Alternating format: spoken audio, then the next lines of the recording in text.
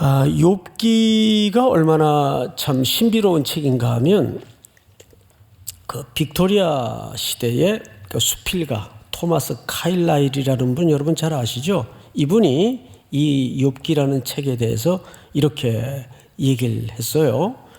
욥기라는 책은 펜으로 쓴 책 중에 가장 위대한 책이다. 욥기라는 책은 펜으로 쓰는 책 중에 가장 위대한 책이다.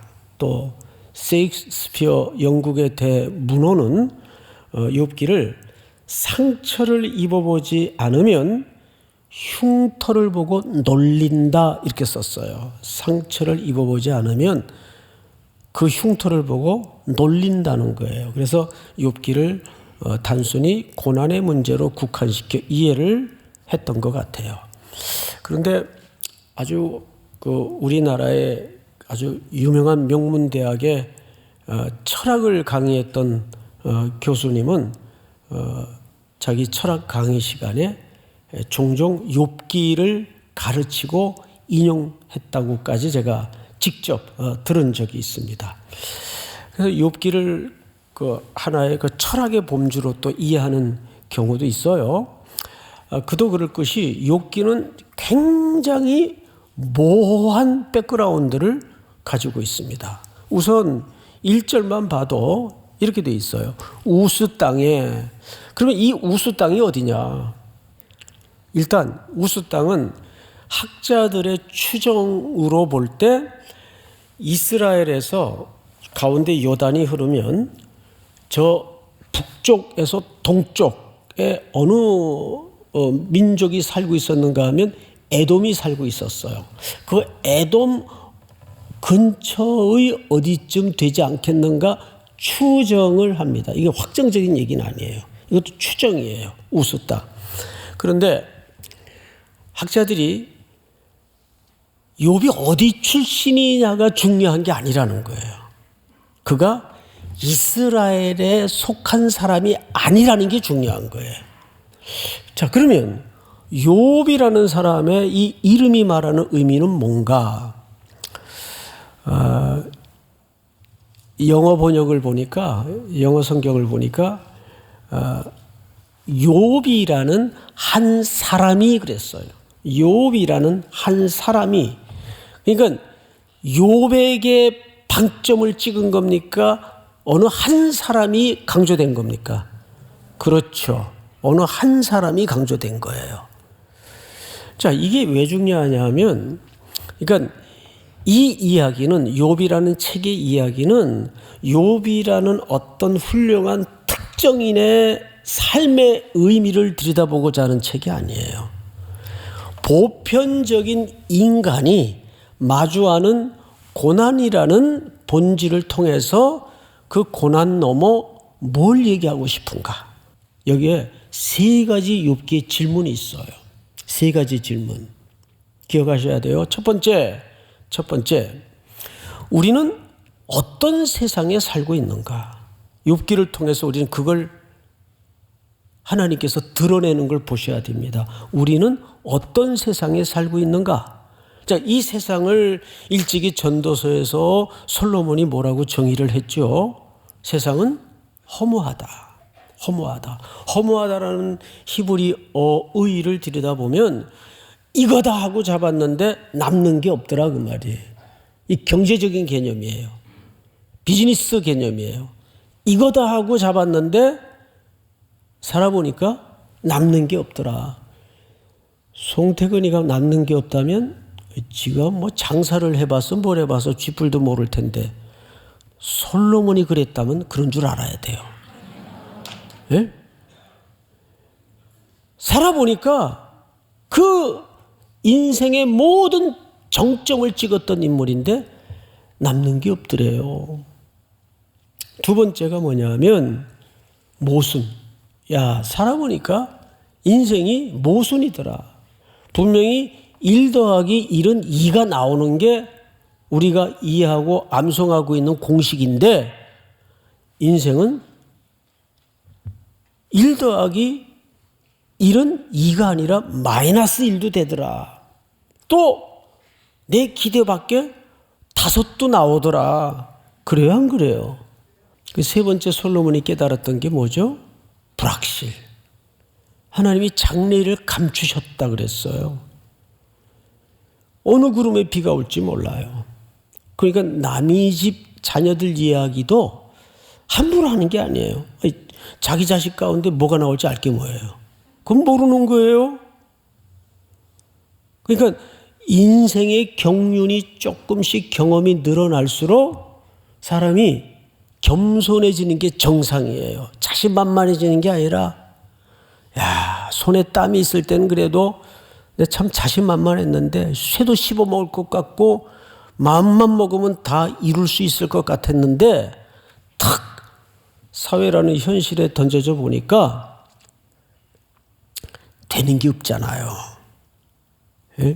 다 잘 나가는 것 같고 나만 처지는 것 같고 내 앞길 잘 모르겠고 불확실한, 이게 솔로몬이 깨달았던 이 세상의 질서예요.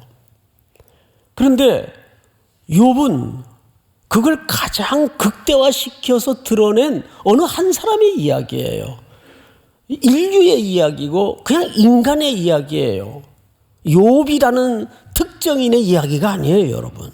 욥기는 나의 이야기일 수도 있다는 얘기죠. 만약에 하나님께서 이 욥기를 어떤 악당을 주인공으로 설정하셨다면 그거야 지가 나쁜 짓 했으니까 벌받아 싸지, 그런 고난받아 싸지, 이거는 답이 뻔하잖아요. 그래서 하나님은 욥이라는 참 거의 완벽한 인물을 세우셔서 무슨 얘기를 하고 싶은가를 잘 보셔야 돼요. 자, 성경을 또 볼까요? 두 번째 질문이 뭐냐면, 첫 번째는 우리는 어떤 세상에 사는가?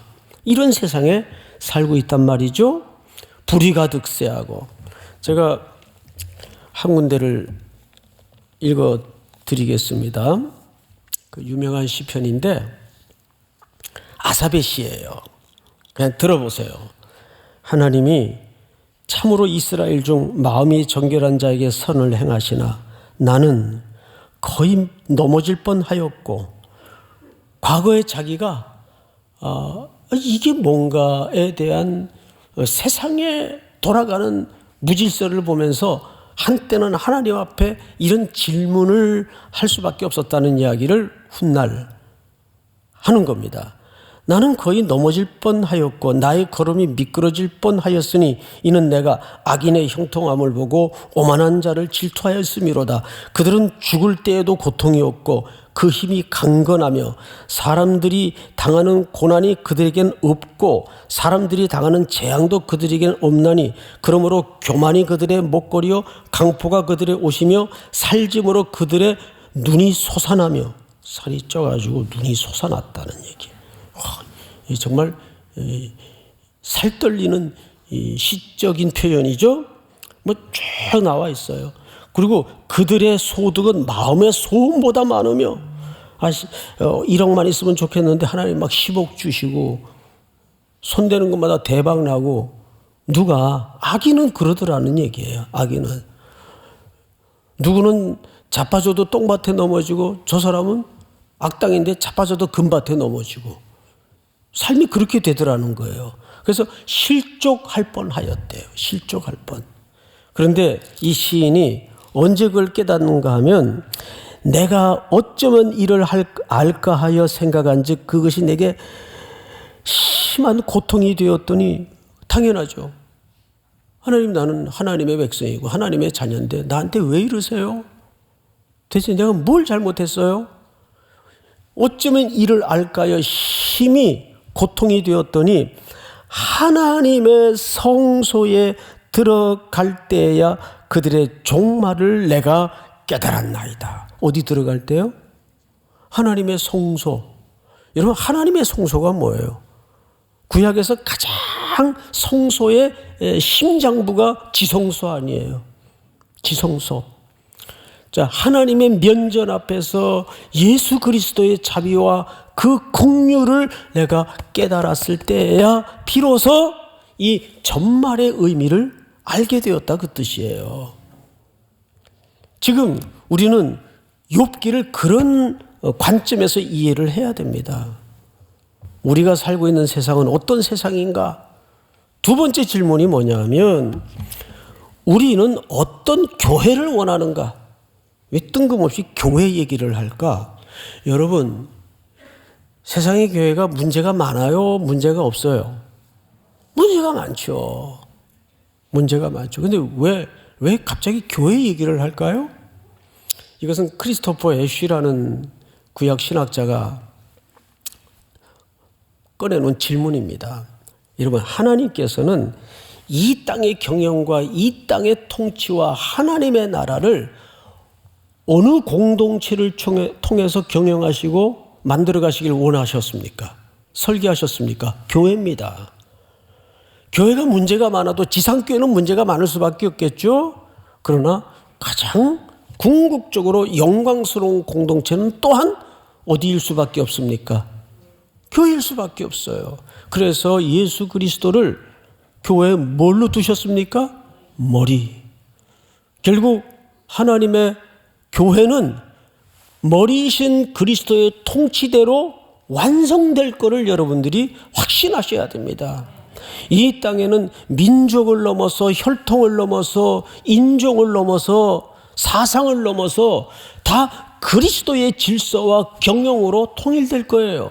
그것이 땅 아래에 있는 것이나 위에 있는 것이나 그리스도로 만물을 뭐하게 하시려고? 통일되게 하시려고. 믿으십니까? 그래서 오늘 우리가 두 번째 묻는 질문이 이거예요. 우리는 어떤 교회를 원하는가? 어떤 교회를 원하십니까? 과거 60년대, 70년대 우리가 초건 목피를 벗어나기 위해서 잘 살아보세 몸부림칠 때 그 시대에 맞게 복음도 그 시대의 옷을 입었었어요. 그래서 적극적인 사고방식, 대표적인 주자가 미국의 크리스탈 처치를 설립하셨던 로버트 슐러 같은 분들, 긍정의 힘, 적극적인 사고방식. 그래서 강단마다 복음을 성공의 매뉴얼로 힘을 갖는 기독교로 변색을 시켜서 전하던 때가 있었습니다. 그래서 그 시대의 교회 이름들은 전부 확장, 팽창, 파워, 힘. 강단의 메시지도 여기에 같이 아부를 했죠. 지금 10년 전서부터 한국교회는 붕괴음을 내면서 무엇이 잘못되었는가에 고민하게 되었어요. 그래서 코로나 3년 동안 우리는 저마다 이젠 드디어 위기가 왔다고 이구동성으로 말하곤 했습니다. 아니요. 왜 위기예요? 교회가 위기가 아니었던 적은 또 있었나요? 2000년 동안 위기였어요. 교회는. 그동안 한국교회는 너무 과장돼 있고 과열돼 있고 과잉돼 있었어요. 코로나라는 이 전대미문의 전 인류의 공동의 고통을 통해서 교회는 그제서야 본질적인 질문을 하지 않을 수 없었습니다. 참된 교회는 뭔가? 참된 예배는 뭔가? 이 질문을 그제서야 고요히 주님 앞에 앉아서 교역자들도 성도들도 물을 수밖에 없었어요. 이제 코로나가 끝나는 이쯤 돼서 우리는 욥기를 통해서 뭘 봐야 될까요?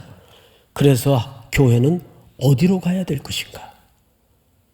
이 답을 찾아 길을 떠나야 돼요. 그래서 교회는 어디로 가야 될 것인가? 우리가 지금까지는 어떻게 걸어왔고, 그래서 교회는 앞으로 어디로 가야 될 것인가? 그것은 단순히 공동체라는 과제가 아니라 나 개개인의, 여러분 각자가 그리스도의 뭡니까? 지체요 교회지 않습니까? 우리의 숙제이기도 합니다. 이것이 우리가 물어야 될 질문이에요. 한국교회는 이 고민으로 방향을 잡지 않으면 어쩌면 주님 다시 오시는 날까지 기회가 없을지도 몰라요. 마지막 세 번째 질문이 뭐냐 하면, 우리는 어떤 구원자를 원하는가? 도대체 선거 때마다 이 시대의 메시아는 누구인가? 이런 카페를 볼 수가 있어요. 그런데 사회도 그렇게 질문을 했다면 정말 교회는 도대체 어떤 메시아를 원하십니까? 예수님이 오셨을 때 그 시대가 원했던 메시아는 정치적 메시아였고 힘을 가진 메시아였고 우리의 빵을 해결해 주는 메시아를 기대했어요. 그러다 보니까 참된 메시아가 오셨음에도 불구하고 그 메시아를 바로 보지 못하는 역사적 죄악을 저질렀죠. 로마서 5장을 한번 띄워주실까요? 우리 전체가 한번 같이 읽겠습니다. 다 같이 시작. 한 사람이 순종하지 아니함으로 많은 사람이 죄인 된 것 같이 한 사람이 순종함으로 많은 사람이 의인이 되리라. 아멘. 한 사람이 순종하지 아니함으로, 아담의 죄를 얘기하죠. 아니함으로 많은 사람이 죄인 된 것 같이, 한 사람이, 둘째 아담이시죠. 예수 그리스도, 사람의 아담의 형상을 입고 죄인의 몸을 입고 이 땅에 오신 한 사람의 순종을 통해서 많은 사람이 뭐가 됐어요? 이 질서와 원리는 오늘 우리에게 매우 선명하고도 깊은 명제입니다. 하나님은 집단을 원하는 게 아니에요. 숫자를 원하는 게 아니에요. 하나님이 찾으시는 진정한 새로움, 부흥은 언제나 한 사람이에요. 한 사람이 그 그림을 봐야 돼요. 믿으십니까? 기독교는 한 번도 숫자의 다수로 부흥이 되고 안 된 적은 없어요. 시대가 새로워지고 안 새로워진 적은 없어요. 언제나 하나님 앞에 마주 앉은 한 사람. 믿습니까? 로마서 5장 19절을 다시 보시면, 한 사람이 순종하지 아니함으로 많은 사람이 죄인 된 것 같이 한 사람이 십자가에 죽기까지 순종하심으로 많은 사람이 의인 되리라. 결국 예수 그리스도의 죽기까지 십자가에 순종하신 그 한 사람의 순종이 시대를 살리고 역사를, 물줄기를 바꾸지 않습니까? 교회는 그런 곳이어야 합니다. 자, 그러면 이제 이렇게 우리는 어떤 세상에 살고 있는가? 우리는 어떤 교회를 원하는가? 우리는 어떤 구원자가 필요한가? 세 가지 질문을 했다면 이제 우리가 욥의 프로필을 잠깐 보십시다. 오늘 어차피 개요 시간이니까 우리가 본문을 자세히 들어가지는 못합니다. 욥의 프로필을 좀 보십시다. 1절, 우스 땅의 욥이라 불리는 사람이 있었는데 그 사람은 첫째 어떤 사람이에요? 온전한 사람이에요. 이 번역을 잘한 것 같아요. 온전하다는 것은 퍼펙트하다는 의미가 아니에요. 자, 우리 욥기 13장을 보시면 욥도 불완전한 모습이 소개되어 있어요. 띄워볼까요? 같이 읽습니다. 시작. 주께서 나를 대적하사 괴로운 일들을 기록하시며 내가 젊었을 때 지은 죄를 내가 받게 하시오며.